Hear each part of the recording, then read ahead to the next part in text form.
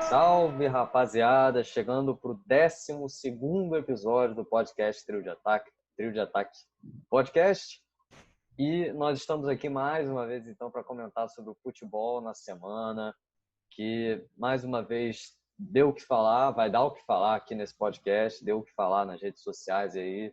Bora lá, então, rapaziada. Eu peço aí para quem está escutando esse episódio no Spotify, né, esse episódio aqui do Trio de Ataque Podcast, ou está escutando no Spotify, no Radio Public, Pocket Cast, Overcast, Google Podcasts, Breaker, Anchor, que siga a gente aí, né, nas plataformas de streaming. E caso você esteja assistindo no YouTube, no nosso canal do YouTube, Trio de Ataque Podcast, se inscreve aí no canal, deixa o like e ativa o sininho também para você receber as notificações quando a gente postar um novo vídeo, tudo bem? Nos siga no Twitter também, @AtaqueTrio, estamos lá no Twitter também. A gente está tentando postar um episódio toda sexta-feira, né? Ou então no sábado, caso a gente tenha algum problema. E caso a gente precise, né, postar algum episódio aí especial, vai ser na segunda-feira ou na terça-feira, tudo bem? Então é isso. Já vou apresentando a rapaziada que está aqui comigo hoje. Eu, Pedro Henrique, estou aqui mais uma vez com o Léo Velho, João Marcelo Santos e de novo nós temos aí o Matheus Couto, que estava fora do último episódio. Vai voltar e vai fazer de novo pop. Então vamos ver se ele vai ganhar. E vamos ver o que ele tem a dizer aí sobre os assuntos do futebol na semana. Olá, saudações aí para a rapaziada. Um bom dia para vocês, porque com certeza para mim não é um bom dia. Enfim, vamos aí, que temos algumas coisas a falar hoje. É isso, bom dia na medida do possível aí aos senhores. Vamos para mais um programa. Hoje, então, a gente vai comentar, né, sobre alguns dos principais assuntos. A gente também vai fazer um resumo de algumas outras coisas que ocorreram. A pauta hoje, a gente vai falar um pouquinho do Flamengo, a derrota cachapante para o Independente Del Valle do Equador por 5-0. E a gente vai comentar um pouquinho sobre a vida do Inter e do Grêmio, do Palmeiras e do São Paulo. A gente vai comentar também sobre o jogo Vasco-Botafogo e alguns outros confrontos aí da Copa do Brasil também, né? O Vasco-Botafogo foi o clássico pela Copa do Brasil. Então é isso. Vamos começar falando de Flamengo, então, né? Que acho que é o tema que está mais em voga, né? O tema mais importante assim nesse momento, porque foi tenso o que aconteceu lá no Equador, né? Complicada situação, né? Um 5-0 que acho que diz tudo só pelo resultado, né? Ninguém esperava, talvez tivesse gente que esperava um jogo duro do Independente Del Valle, que é um time bem treinado, né? Pelo Miguel Ángel Ramírez, mas ninguém esperava um 5-0, né? E obviamente que essa derrota deixa muita pressão no colo do Domenech Torrent. O Flamengo já tinha perdido para o Ceará de 2-0 lá no final de semana, agora perde essa derrota terrível no meio de semana e até, enfim, dá mais chance aos outros times, né? Do seu grupo, né? Que são o Barcelona e o Júnior. E agora o Independente Del Valle lidera, né? O time equatoriano. Um jogo que teve muitas polêmicas aí também. A torcida do Flamengo ficou mal com alguns jogadores. O Gabigol, né? Foi um deles. Ninguém jogou bem, é fato. Então eu queria saber de vocês como vocês viram esse jogo do Flamengo e o que esperar para essa continuidade da Libertadores agora, né, no grupo com mais Barcelona e Júnior. Qual é a opinião de vocês sobre tudo isso aí que rolou ontem, né, essa derrota forte que o Flamengo sofreu? Bom, vergonhosa, vexatória e pífia são algumas das palavras que descrevem a atuação do Flamengo na noite de quinta-feira contra o Independente Del Valle. Realmente foi para isso tudo mesmo, o resultado foi justo, o Independente Del Valle amassou o Flamengo, engoliu o Flamengo. Enfim, tomou conta do jogo o time equatoriano. E antes de mais nada, para quem fala que foi por causa da altitude, o Flamengo enfrentou esse mesmo time em fevereiro pela Recopa Sul-Americana. Também foi em Quito o jogo, e o jogo foi 2-2. O Flamengo poderia até ter ganho, lembrando só daquele impedimento mal marcado do Bruno Henrique, poderia ter sido 3-2. Então não dá para culpar a altitude um resultado desse. Tinha 8 jogadores iguais, a diferença era o César no gol, o Isa na lateral direita e o Gabigol, né, que para aquele jogo estava suspenso. Essas foram as três diferenças, então assim, não dá para culpar a altitude. O Flamengo errou demais.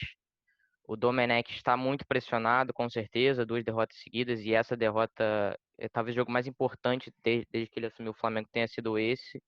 E o Flamengo falha, o Flamengo foi mal demais da conta. E vamos começar aí porque tem muita coisa para falar. A começar para falar que o Flamengo veio com uma proposta até interessante, que era tocar mais a bola, não jogar a bola, não correr tanto, né?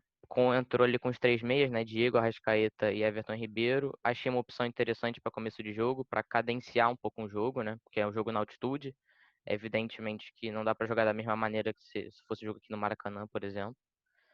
Mas não deu certo. No primeiro tempo, o Flamengo chutou muito pouco a gol. O jogo inteiro, né? Pra falar a verdade, mas no primeiro tempo só deu um chute, né? Um chute e um no alvo. O Independente Del Valle teve quase 60% de posse de bola, envolveu o Flamengo, mas também só fez um gol, né? O Independente Del Valle só conseguiu um gol, o Flamengo estava até marcando mais ou menos bem, mais ou menos de uma forma decente. E aí no segundo tempo, o Domenech vem com o Bruno Henrique, né? Para tentar ganhar o jogo, né? Porque o Flamengo já estava perdendo. E aí o segundo tempo foi trágico, foi vergonhoso. O Flamengo tentou marcar com linha alta, com um time que é muito bem treinado. O time é um time, talvez o melhor time taticamente do futebol sul-americano hoje, que é o time Independente Del Valle, muito bem treinado pelo Miguel Ángel Ramírez. É um time que ele já está trabalhando aí nesse time já tem 2 anos, então é um time que sabe exatamente o que ele quer. Destaque para o jovem do meio de campo com 18 anos, que eu já esqueci até o nome, o Moisés Caicedo, que fez até um gol, que deu um baile no Gerson o jogo inteiro. Gerson, que atuação horrorosa. Então, a tática de marcar com linha alta não deu certo, não deveria ter sido feita, e é a partir daí que essa goleada foi construída. Independente do Vale o Flamengo pressionando, Independente do Vale sai tocando com bola no pé, com até uma certa facilidade, que a marcação do Flamengo não deu nenhuma dificuldade. E aí, do meio para frente, encontrava espaço, porque o Flamengo era basicamente os 4 defensores e o Arão. E aí, depois do Vale construiu sua vitória muito merecida. E aí, é difícil até destacar alguém do Flamengo nessa partida, de alguém que jogou bem, porque realmente o time foi péssimo. O Rodrigo Caio, que era um que estava sobressaindo no sistema defensivo, jogou mal. O Léo Pereira continuou no mesmo nível das atuações ruins. O Felipe Luiz foi muito mal também, tá péssimo na defesa. Arão e Gé são os dois pífios, jogou a partida inteira. O Arão, desde que a saída do Jorge Jesus, voltou a ser aquele Arão de 2018, né, basicamente, e do primeiro semestre de 2019 também. E o Gerson também jogando muito mal, acho que era o jogo pro Thiago Maia, que era um cara que estava se destacando muito, né? Não sei nem no lugar de quem, talvez até no lugar do Diego, fazer 3 volantes, acho que era uma opção. Mas realmente o Domenech errou demais, ele tem que ser pressionado. Eu acho que assim, o Domenech, é claro que ele sabe o tamanho do Flamengo, né? Só que ele não jogou com o Maracanã lotado, né? Eu acho que isso faz muita diferença na hora que ele faz uma mudança nada a ver no time, que a torcida cobra, a torcida vem em cima e grita burro, e acho que aí ele entenderia o tamanho que é a pressão no Flamengo. Ele disse uma em coletiva, não desse jogo, mas uma passada, que ele não sente pressão sendo treinador do Flamengo, e isso não tem como. Você treinar o Flamengo sempre tem que sentir pressão, é natural, e se ele não sente pressão, algo tá errado. Acho que tem alguns jogadores também que não estão entendendo que o Flamengo é essa pressão, e por conta da torcida estar longe, por conta da pandemia, ninguém está sentindo esse peso da pressão que tem o Flamengo, e isso está atrapalhando na minha visão. Acho que não é momento ainda de pedir a cabeça do Domenech, mas e também não foi só culpa dele. Os jogadores estão todo mundo muito abaixo. O Bruno Henrique, achei que era um jogo para talvez ele voltar a jogar bem, não foi o caso, jogou mal de novo. Então assim, Domenech balança, mas ainda acho que não é o momento de demitir o técnico, e os jogadores têm muita culpa também. Por onde começar, né? A partir do que o Léo falou. Então, vamos lá. O Léo bem disse, pedir a cabeça do Domenech agora é muito fácil, né? Depois de tomar essa derrota, qualquer um pode pedir a saída dele, mas eu bato na tecla que a culpa está principalmente também nos jogadores. Porque, a citar, por exemplo, o mapa de calor do Gabigol, ridículo. É uma bolinha no meio de campo. Se você for ver, é literalmente isso. Ridículo. Jogadores como Bruno Henrique, que era para ser uma válvula de escape, um jogo de Libertadores assim, na altitude, que pode entrar com dar um pouco de gás. Jogou nada. Michael idem. Everton Ribeiro, que faz o gol Puskás num jogo, dá um baile no outro, aí no outro jogo é nulo, perde umas bolas bobas. William Arão e Gerson, Léo já enfatizou, terríveis, enfim. Só para ressaltar a carga que tem os jogadores nessa má fase do Flamengo. E o pior de tudo é que quem teve que responder a cagada depois foi o Isla. Isla, que é um lateral que veio para cá motivado, vou jogar num clube campeão da Libertadores, que tem toda uma infraestrutura. Ele chega aqui e pegou um bando de jogadores, parece que sem rumo. Não sei se ainda estão sentindo a saudade do Jorge Jesus, se acham que... Mas isso não justifica também, sabe? É muita falta de vontade dos jogadores do Flamengo. São profissionais que estão tendo a capacidade de exercer a profissão, estão ganhando milhões por mês, tem toda uma infraestrutura oferecida pelo clube e não estão correndo. Não precisa ser nenhum gênio para perceber isso. É gritante, é alarmante. Humilhação do Flamengo. Óbvio que o Domenech tem também sua parcela. A gente falou muito do rodízio. Eu volto a bater na tecla que é necessário. Não tem jogador que aguente, não tem time titular que aguente essa maratona. Mas precisa ter um esqueleto, né, para você mexer em cima. O Flamengo não tem esse esqueleto, não tem um time prévio com o Domenech que você bote, que você monte, né, sabe montar de primeira. Enfim, muito delicada a questão do Flamengo. Em relação à pressão da torcida, o Léo bem falou. Óbvio que todos os times estão sem torcida, mas o Flamengo é um clube que sempre conviveu com a pressão externa, né, dos torcedores. E isso provavelmente está fazendo a diferença, né? Não sei se ele está achando que o pessoal não está vendo, mas está todo mundo vendo muito bem. E falando assim, protesto, a raça rubro-negra acabou de emitir uma nota já em repúdio não, né? Uma nota de aviso, né? De que vão cobrar, de cobrança, né? A esse resultado patético do Flamengo. E assim, se não ganhar do Barcelona ou se sofrer outra derrota lá em Guayaquil, meu amigo, a chapa vai esquentar de vez. No mais é isso, qualquer coisa que eu falar aqui vai ser redundante, porque logo depois do jogo já foram levantados diversos tipos de debate, mas realmente situação preocupante, pior derrota do Flamengo na Libertadores, de uma maneira inesperada e com a assinatura de um time muito bem treinado, como é o Independente Del Valle, do Ángel Ramírez. O Flamengo não vai, quer dizer, a delegação do Flamengo não vai receber protesto no aeroporto, né? Porque eles tiveram que ficar lá no Equador para o próximo jogo, que é contra o Barcelona de Guayaquil, né? Como o Benjamin Marcelo falou. O que aconteceu com o Corinthians, inclusive, depois da derrota contra o Fluminense, né? A delegação recebeu protestos. E o Barcelona é o último colocado do grupo, né? Então, assim, a situação vai ficar tensa se o Flamengo não ganhar, né? Mesmo que lá em Guayaquil, né? Lá fora de casa, o Flamengo tem quase que a obrigação de ganhar, né? Esse jogo.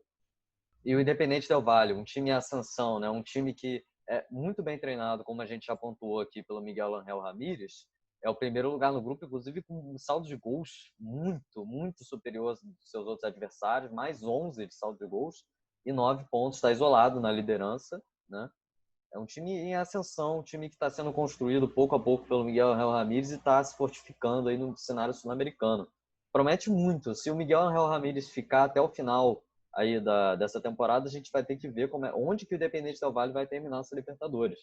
É um time que realmente promete, né? É bem interessante ver o que eles estão fazendo, inclusive promovendo jogadores da base que se destacam e saem também, né? Dão renda para o clube. Moisés Caicedo é um deles aí que o Léo mencionou.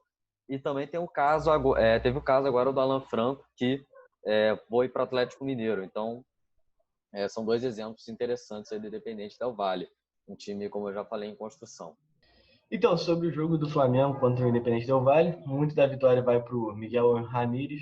O Domenech foi dominado, né, pelo técnico do Independente Del Valle.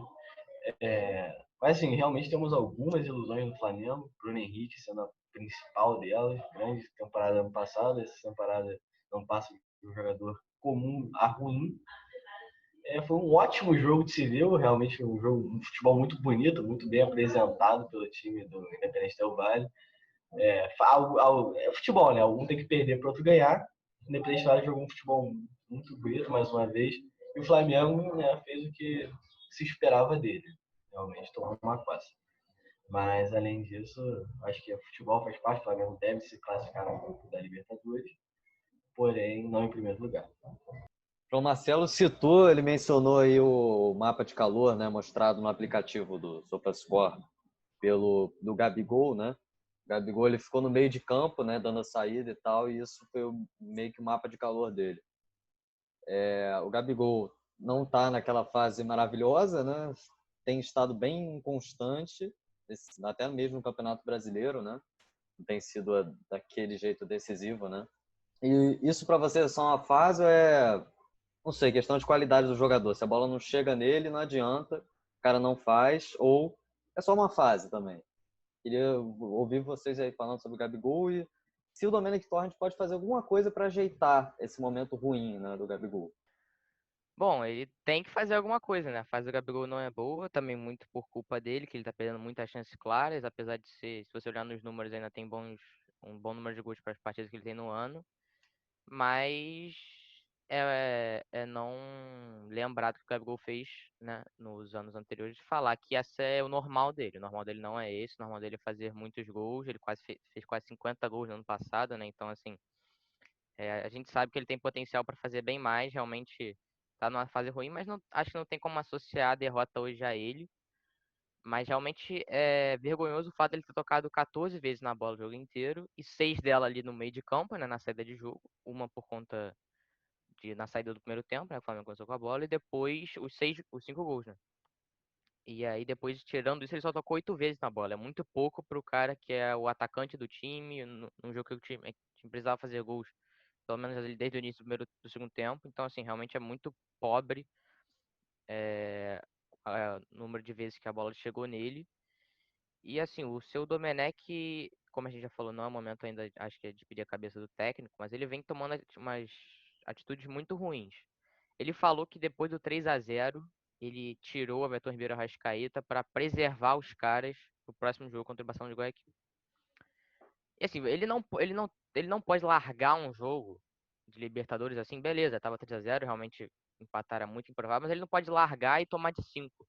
Ele tem que pelo menos preservar o time e segurar o 3-0, no mínimo isso.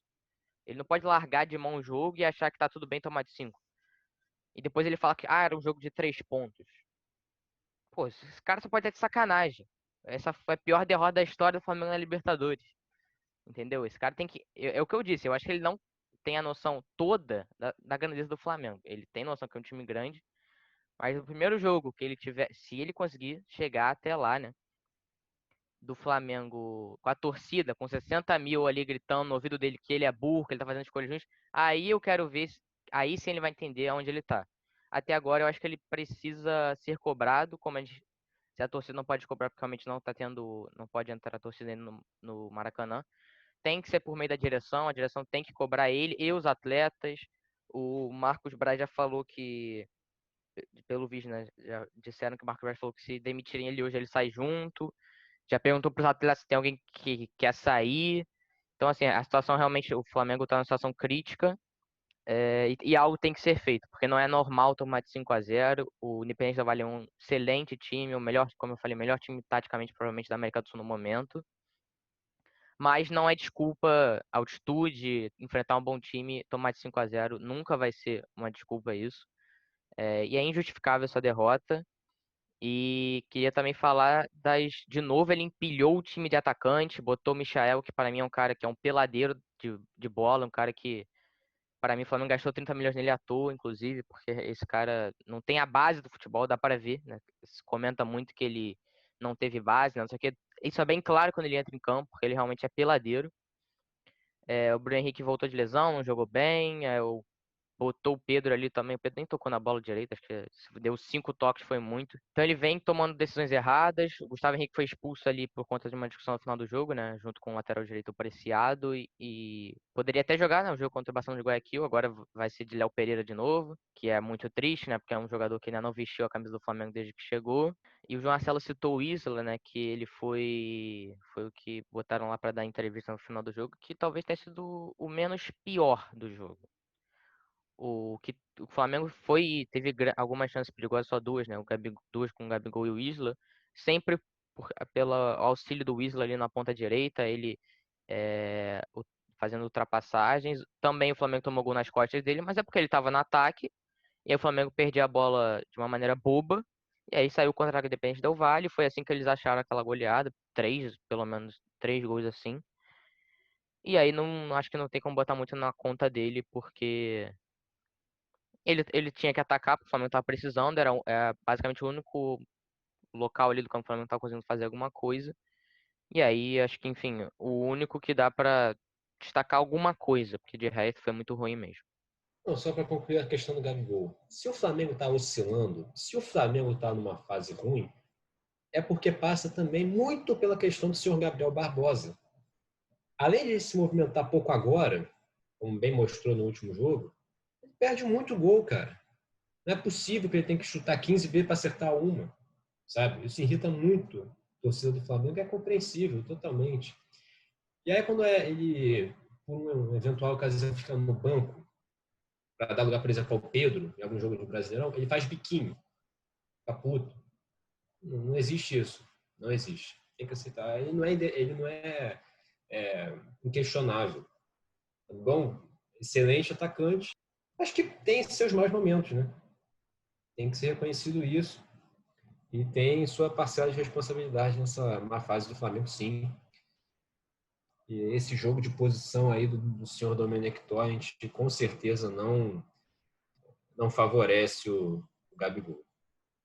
Só pra completar, eu acho que a questão do jogo de posição, Independente Del Valle também joga no jogo de posição, então acho que o problema grande é que ele, além de variar muito o time, né, dele mudar muitas peças do rodízio por conta da série de jogos, ele também muda muito o esquema. O Flamengo já começou ontem jogando 4-1-4-1, que eu já estava mais ou menos na mesma linha do Diego. Aí já jogou no 4-2-3-1, que acho que foi onde deu mais certo até aqui. 4-3-3, terminou o jogo ontem no 4-2-4, 4. Então, assim, ele tá variando muito o esquema. Eu acho que variar as peças ok, porque realmente o calendário é puxado, mas eu acho que ele tem que achar um esquema e manter, porque senão os jogadores estão ficando confusos. Tem horas que olham pro jogador do Flamengo, eles não sabem o que estão fazendo em campo. Exemplo do Gerson, que ficou perdido o jogo inteiro, se arrastando pelo campo. Foi, como eu disse, dominado pelo jovem de 18 anos aí, a promessa equatoriana.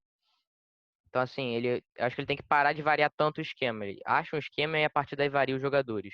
Realmente, eu acho que o time da Independente Del Valle realmente, como o Léo já falou, dominou o jogo, mas muito por causa dos defeitos que o time do Flamengo tem. O Domenech realmente, o time toma um gol, toma 2 gols e o time fica totalmente desorganizado, ele enche o time de atacantes. Parece que ele precisa ter mais aulas com o Ramon Menezes, né? Porque realmente o time tá totalmente perdido em campo. Gabigol, muito abaixo, perdendo chances claríssimas de gol. Não nesse jogo, mas assim, em jogos passados estão perdendo muitas chances de gol. Mas, assim, como o Léo falou, o Independente tem um bom time, mas também não acho que é um dos melhores times da América do Sul atualmente. Acho que não entra nem no top 6. Eu falo 6 times para vocês melhor que o Independente Del Valle. Vamos lá. Vamos então. Flamengo. O Flamengo é melhor que o Independente Del Valle. O time do Palmeiras é melhor que o Independente Del Valle. O time do Boca Juniors é melhor que o Independente Del Valle. O time do River é melhor que o Independente Del Valle. O Independente Del Valle não tem peças de glamour. Isso é muito fruto do trabalho técnico, mas efetivamente, taticamente, é um dos melhores times da América do Sul, com certeza. Mas você não acha que ontem foi um jogo atípico? Ontem foi um jogo atípico para o Flamengo. Não, eu acho que ninguém apostava 5-0. Se Não, fosse uma ninguém vitória, vai apostava, voltar com com um gol. certeza. Com certeza. Então, Mas foi o um jogo atípico. 5-0 vem a partir de um time que consegue pegar o Flamengo, jogar da maneira que quer e anular o Flamengo. É Léo, mérito do time. pode ser. Os caras dominaram. Mas os caras chutaram umas bolas de longe e a bola entrava. Ó, Todo mundo sabe que tudo que eles chutavam tava entrando. Mas todo mundo sabe que na altitude o Caralho. chute de longe faz diferença. Todo Mano, mundo sabe. eu tava vendo o jogo. No começo do jogo eles pegavam a bola, cortavam para ele e batia. Não, batia de qualquer jeito, batia. Aí, pô, não tava entrando. Já tá defendendo. Aí, realmente, o primeiro gol, uma jogadaça do moleque. Jogadaça. Jogadaça. Quarta luz, jogadaça. Indefensável. O resto, a bola tudo rasteira, a bola batida, entrava, mano. Tudo bem, entrava. A Cela aceitou tudo ontem. Porra, parecia uma mãe, mano. Tá assim, entra, vem, Foi vem. tudo no canto, mano. Olha os gols, Canto, mano. cara. O cara tem que. Porra, e o goleiro do Vasco ontem? O único gol que eu falo assim que talvez seja defensável, por exemplo, para o Diego Alves, tenha sido o segundo gol do Preciado. Eu acho que aquele Diego Alves pegava. Mas de resto, mano, foi tudo bola no canto. Não dá pra botar na conta Eu do acho que o César. segundo gol foi o chute mais difícil. Bola no ombro. Segundo gol. Não foi, não. Bom, vamos falar agora de rivais com situações opostas, com momentos opostos aí na Libertadores. O Inter que venceu apertado, a América de Cali por 4-3, mas venceu. E o Grêmio que perdeu a sua partida contra a Universidade Católica de 2-0. Lá no Grêmio, a torcida pede muito a saída do Renato Gaúcho, né, que inclusive deu títulos para a equipe muito importantes. Né, a torcida pede a saída. O D está ganhando cada vez mais moral com a torcida lá do Inter, né, do Colorado, que é também líder do Brasileirão. Né? O Inter, no momento, é líder do grupo, né, e lembrando que Inter e Grêmio estão no mesmo grupo, e o Grêmio vem logo atrás em segundo. Então, falando de Inter e Grêmio, eu queria estender para vocês aí, primeiro, é merecida, é válido pedir a demissão do Renato Gaúcho nesse momento de agora. E sobre o Inter, eu queria também a opinião de vocês sobre esse jogo aí que foi eletrizante contra o América de Cali. Então, na minha opinião, o Grêmio está passando por uma má fase. O time do Renato Gaúcho realmente não está jogando a bola que jogava. Porém, eu acho que não é nada mais que uma má fase. O Grêmio é um bom time, tem um bom elenco, tem alguns jogos muito bons. E assim, eu acho que acontece que você não consegue jogar bem pela temporada inteira. O Renato Gaúcho já está, alguém pode me corrigir aí, mas acho que 2 anos no Grêmio. O Renato Gaúcho não está 2 anos no Grêmio? 3, 4 4. anos. Então, o Renato Gaúcho já está 4 anos no Grêmio. Eu acho que essa deve ser uma das primeiras crises realmente sérias que ele está tendo com o time. Mas eu acho que você tem que deixar o trabalho continuar. Eu acho que o Renato Gaúcho faz um bom trabalho, o time do Grêmio. Já ganhou uma Libertadores com ele, vem sempre forte, sempre se classifica para a Libertadores no Brasileirão, mesmo não jogando sempre com o time titular, poupando jogadores. Então eu acho que o Renato Gaúcho faz um belo trabalho ainda assim no Grêmio. Eu acho que o time jogou, foi muito abaixo ontem na derrota na Libertadores. Realmente o David Braz também, aquela expulsão ali, deu muito mole o zagueiro. Mas eu acho que faz parte, eu acho que tem que manter o trabalho, tem que seguir o trabalho do Renato. Bom, eu acho que ele tem que ser no mínimo pressionado, né? Porque realmente ele ganhou a Libertadores, mas foi em 2017, assim, já faz 3 anos, né? Então, assim, o cara não vai se manter no carro por conta de um título há 3 anos. A fase é ruim, sim. Assim como era no passado, após a derrota para o Flamengo, e o time que não briga no brasileiro, nesses 4 anos de trabalho, ele não brigou pelo título brasileiro nenhuma vez, né? Na reta final sempre ganha vários jogos e termina a Libertadores, mas ele tem que ser cobrado sim, cara, porque o time foi engolido ontem pela Universidade Católica, que era o último time do grupo, não tinha ganhado de ninguém, não tinha ganhado nem do Inter nem da América de Cali. Perdeu em casa para a América de Cali, então o Grêmio foi engolido. O Grêmio teve a Universidade Católica teve 60% de posse de bola, 14 chutes contra apenas 4 do Grêmio. A Universidade Católica engoliu o Grêmio. E se o Grêmio, tipo, há um tempinho atrás, uns 3 meses, tinha Everton Cebolinha na ponta esquerda, foi pro jogo ontem com o Luiz Fernando, cara, assim, que diferença, né, de nível de jogador. É difícil, realmente. O PP tava lesionado, né? Não, na real tava suspenso por conta aquelas várias expulsões no jogo contra o Inter, né, na Libertadores. Mas ele tem que ser cobrado sim. O time joga muito mal no brasileiro. Ele, quando vai poupar, tira os 11 jogadores e perde. Quando vem o time titular, também não consegue ganhar. Tá em 13º no Brasileirão. Então, assim, ele tem que ser cobrado. É evidente que ele é muito grande no Grêmio, pelo que ele fez realmente, né? Ganhou uma Copa do Brasil em 2016 e depois a Libertadores. Mas em 2018, 19 agora em 20 não vem mostrando nada de novo. E não tá conseguindo traduzir aquele futebol ofensivo que a gente tanto elogiou ele há uns anos atrás, né? Quando ele implementou isso no time do Grêmio. Então, vou concordar aí com o Léo realmente, só que não ganhou nada de importante desde 2017, mas vem ganhando sempre, se classificando para a Libertadores, sempre vem forte no Brasileiro e sempre ganhando o Gaúcho. Então, acho que vem ganhando o Gaúcho, realmente não vem ganhando a Libertadores, e o Brasileiro sempre deixam de lado, mas chegam, né, chegou na Libertadores. Então, e também realmente competir uma condição tão longa quanto o brasileiro, com elencos muito mais fortes, como Flamengo, Palmeiras, tem uma folha salarial muito mais forte, é complicado. Então eu entendo por esse lado do Renato. Ele chega ali na posição de Libertadores, talvez seja o objetivo dele, se classificar para a Libertadores, uma competição mata-mata. Ele tem um time bom, tem mais chance, uma Copa do Brasil. O brasileiro fica para os times que têm um pouco mais de dinheiro. Mas o Inter tem, por exemplo, um time muito equivalente ao time do Grêmio, você não concorda? E o Inter é o líder do brasileiro, disparado, tá brigando pelo título, entendeu? Tá na liderança do grupo da Libertadores. Então vamos lá, a gente tem que realmente ressaltar o trabalho do Cudê. Ele deve estar fazendo um excelente trabalho. Porém, assim, a gente está com quantas rodadas no brasileiro? 11 rodadas? 10 rodadas. A gente está com 10 rodadas no brasileiro. O Inter hoje é o líder. Porém, vamos lá. 3 pontos de diferença para o Vasco. 2 pontos de diferença para o Atlético Mineiro, tem um jogo a menos. Então, assim, eu acho que o Inter não vai continuar sendo líder até o final do brasileiro. Estou falando que esses dois times também vão passar. Porém, eu acho que tem o Flamengo, que sempre chega bem. O Palmeiras sempre chega bem, que também está bem colocado. Então, o Inter hoje é o primeiro colocado. Mas eu não acho que o Inter seja um grande favorito, mesmo sendo líder hoje, para ser campeão. Acho que não tem elenco. Vai faltar perna para o time do Inter. E o Thiago Galhardo, que hoje está jogando um bolão, realmente é fase.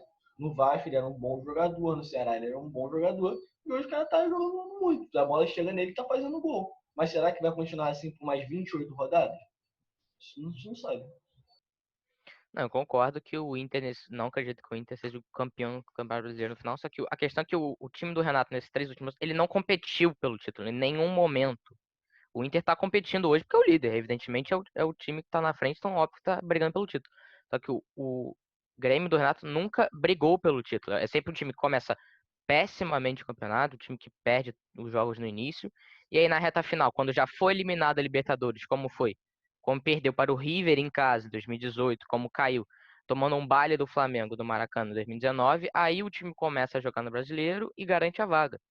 Mas o time do Inter já está conseguindo algo que o Renato não conseguiu nesse período todo que ele está trabalhando no Grêmio, que é brigar pelo título. Eu concordo que o Flamengo, que o Palmeiras têm mais elenco, que são os francos favoritos a ganhar o título. Mas eu acho que o Grêmio, em determinado momento do campeonato, poderia brigar em algumas circunstâncias, e isso não conseguiu durante esse tempo todo. Eu queria até perguntar uma coisinha para vocês. Assim, a minha impressão em 2017, né, no time do Grêmio que foi campeão da Libertadores, para mim a boa fase de muitos jogadores do Grêmio naquela época, como o Grohe, por exemplo, que agarrou muito, né? O Jeromel estava jogando muita bola.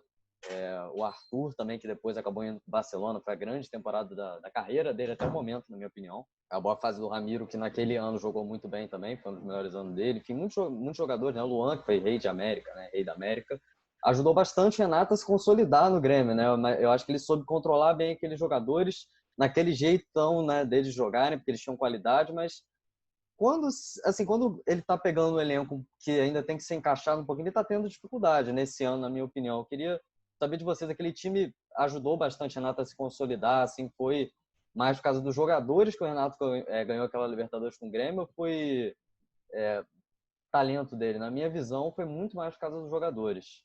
Não, então, eu acho que a fase dos jogadores, óbvio que ajudou, mas eu acho que o Renato Gaúcho, ele tem sim sua assinatura naquele jogo, tanto que quando comentaram do Flamengo de 2019, falaram, qual outro time que fez um desempenho à altura como esse Flamengo do último ano? Muitos apontavam, por exemplo, o Grêmio 2017 do Renato Gaúcho. Claro que a questão da boa fase do Luan, como você bem citou, de outros, favorece Jeromel, enfim. Mas eu acho que o Renato Gaúcho teve sua assinatura, mas tudo passa, né? Você citou o caso do Luan, o Rei de América em 2017. Sumiu. Bruno Henrique, Rei de América 2019. Sumiu. Não sei se tem alguma maldição aí, mas enfim. E assim, como disse, tudo passa e tá na hora do Renato Gaúcho ser cobrado, sabe? Currículo, história, sempre vão ter que ser respeitados, mas não pode entrar, né? Não pode barrar o cara de sofrer críticas. E acho que é isso que está precisando nessa atual fase do Grêmio. O Grêmio não tem elenco para ficar em 13º. E Na minha opinião, se forçar a barra, pode chegar sim a bater de frente com o Atlético Mineiro, com o Inter, quem sabe o Flamengo, né, na fase. Mas, como eu disse, né, tudo passa, é a fase boa fase de alguns jogadores e boa fase do técnico passaram com o tempo. Então, realmente, como o Marcelo falou, eu acho que o Renato tem que ser cobrado sim, porque está tendo uma má fase, porém, eu acho que muito longe de uma demissão. E ainda acho que hoje, a parte talvez de São Paulo, o Renato é sendo um dos melhores técnicos do Brasil. Ponto. Faz o time jogar. E naquele time de 2017, vamos lá. Marcelo Groi, sempre foi um goleiro ok, beleza, teve sua fase maravilhosa em 2017, mas vai muito trabalho do técnico. O Luan, sempre foi um bom jogador, foi craque, beleza, comeu a bola. Arthur, eu não conhecia.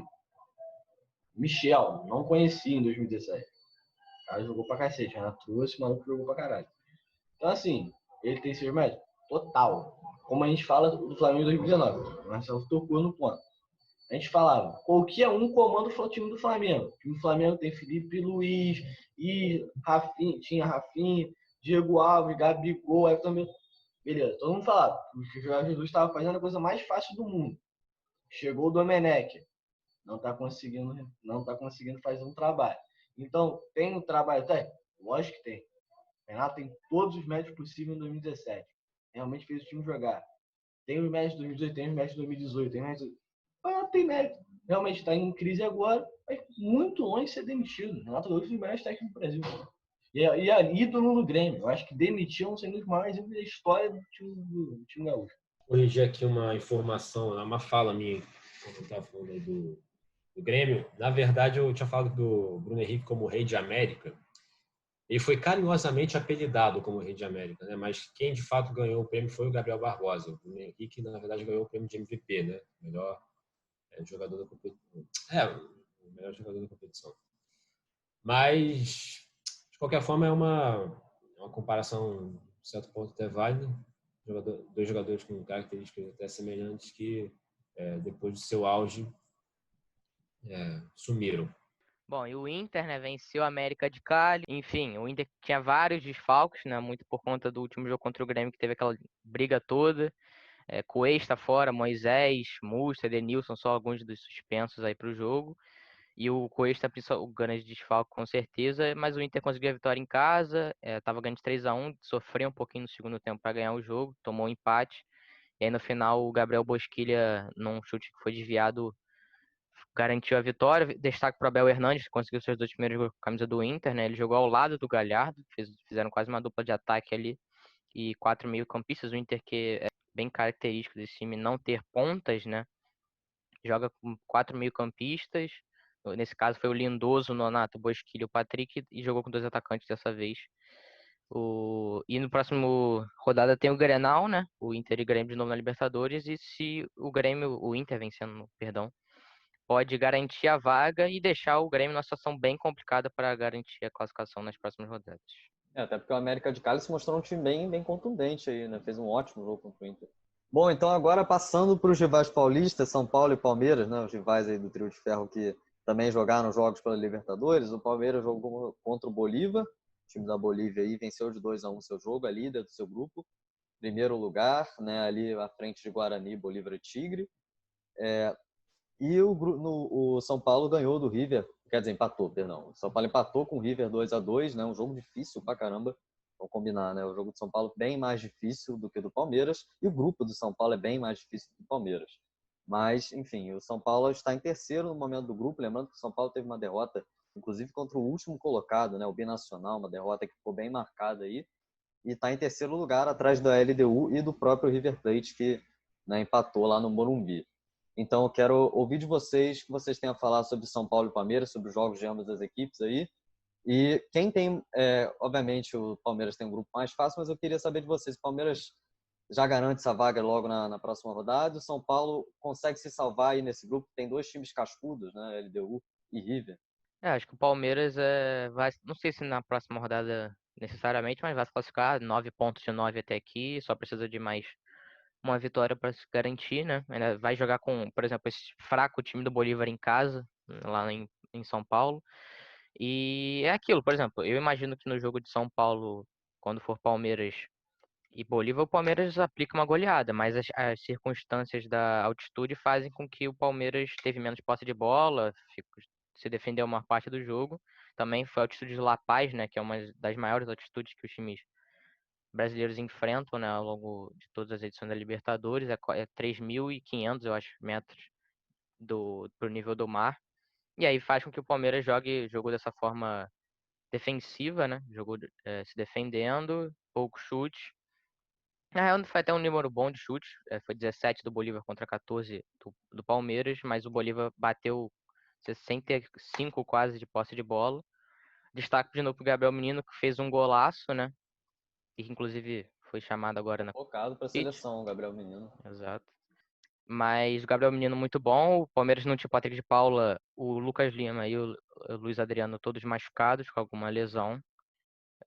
O William ganhou a titularidade. O Rony fez um bom jogo, né? Não acabou com a seca de gols que ele ainda não fez no Palmeiras, mas fez uma boa partida, ganhou ali até o prêmio de melhor jogador. E do lado do São Paulo complicou bastante a vaga. Eu acho que o São Paulo poderia até ter esse empate contra o River, porque realmente o River é um excelente time do futebol sul-americano. Só que não poderia ter perdido fora de casa para o grande binacional, né? Que foi um time muito fraco, que o River, por exemplo, amassou quando jogou na Argentina, foi 8-0. Fora o baile, então o São Paulo não podia se dar o luxo de perder pontos para esse time e acabou perdendo. Então tinha que ter compensado no jogo de quarta-feira e não conseguiu, perdeu para o River no jogo de quinta-feira e não conseguiu, e agora vai ter que estar com 4 pontos, assim como o River. A LDU é a líder, e agora o São Paulo provavelmente vai ter que ganhar ou contra o River na Argentina ou na altitude de Quito contra a LDU, que é uma situação bem difícil, né? O Flamengo recentemente enfrentou a LDU no ano passado e não conseguiu, perdeu lá no Equador. E para garantir a vaga vai ter que ser isso, vai ter que vencer um desses 2 jogos, e acho bem difícil. O River, por exemplo, perdeu para a LDU no Equador, então o São Paulo com uma missão muito complicada, não sei se vai garantir essa vaga não. Só um pequeno detalhe. O Palmeiras ele conseguiu aí a sua terceira vitória no grupo, sem precisar fazer assim tanto esforço, né, jogando mais defensivo. Acho que é justo certo ponto, considerando a altitude de La Paz, toda aquela situação complicada de jogar na Bolívia. Nesse estádio aí, o Hernando Siles é sempre um desafio para os brasileiros. Fez uma partida justa, está 100% na Libertadores Palmeiras. E o fato aí histórico, o time do Palmeiras não vencia um time boliviano na Bolívia há 37 anos. Então é um tabu quebrado pela equipe alviverde. Sobre o São Paulo, sintetizando basicamente o que o Léo falou, realmente pagando um preço aí pela derrota contra o Binacional. Tem aí 2 adversários diretos, muito chatos de enfrentar, vai ter que tirar pontos do Rio e da LDU. Um time irregular como São Paulo, eu diria que é uma tarefa muito difícil. Realmente eu acho que depois da derrota, depois do empate, vai ficar difícil para o São Paulo se classificar nesse grupo. O River fez 4 gols, né? E o jogo acabou empatado, então o São Paulo também não teve muito mérito nesse empate. Eu acho que o São Paulo foi abaixo.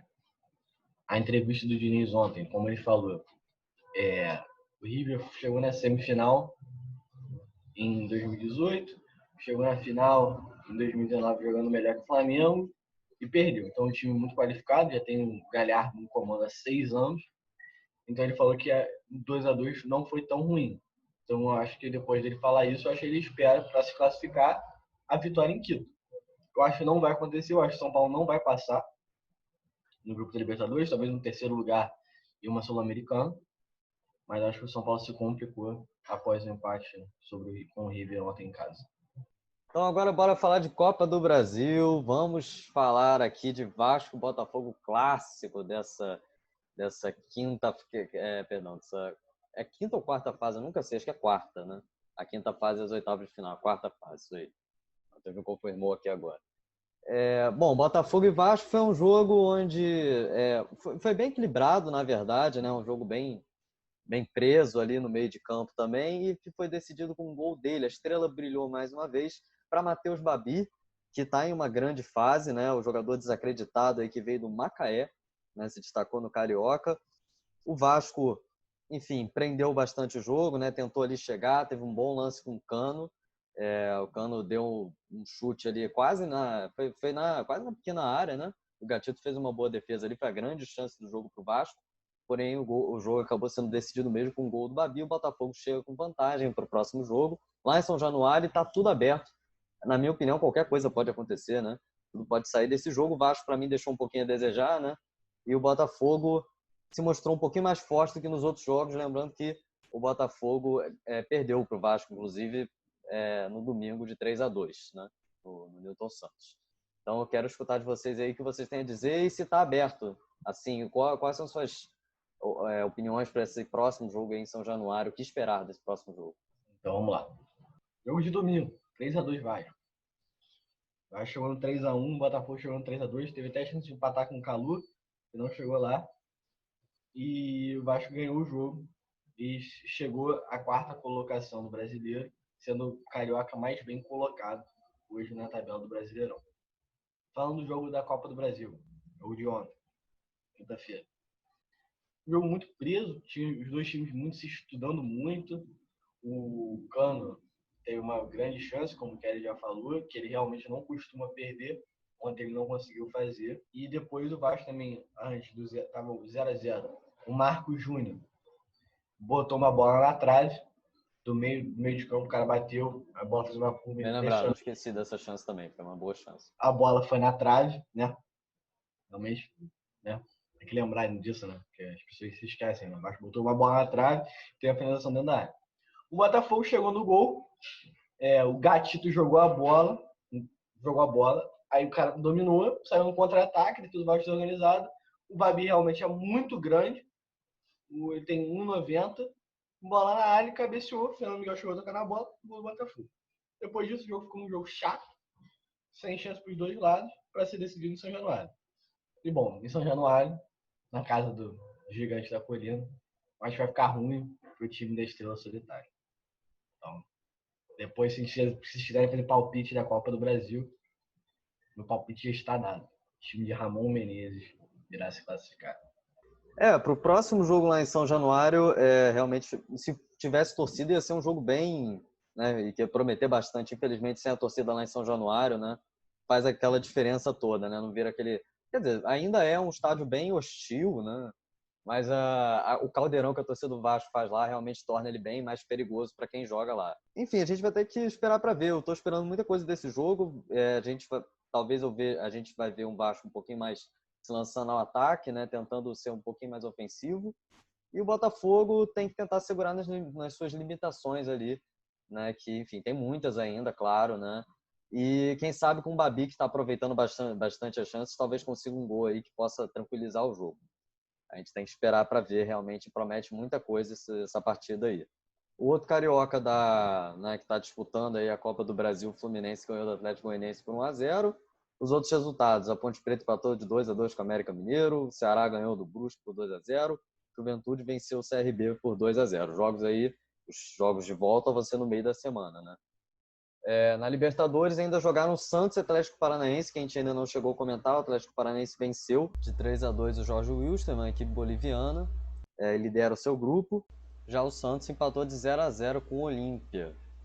O Santos é primeiro lugar no seu grupo, né? E aí ainda está uma situação meio complicada aí, porque tem alguns times ameaçando Defensa e Justiça e o Olímpia. Bom, agora então a gente vai fazer o palpitão, né? Porque tem Brasileirão no final de semana, a gente vai fazer o palpitão. No último palpitão, eu ganhei novamente. Então, sou o líder agora. O placar foi 4-3, né? Eu fiquei com 4, o Marcelo ficou com 3, Léo ficou com 3. Por pouco, né? Não me pegaram, mas sou o primeiro colocado. Então, bora fazer palpitão. Bom, lembrando apenas que Corinthians e Bahia já aconteceu, né? O jogo no meio de semana, o Corinthians venceu por 3-2. E já teve o jogo lá de São Paulo, Atlético Paranaense, né? Que o São Paulo venceu.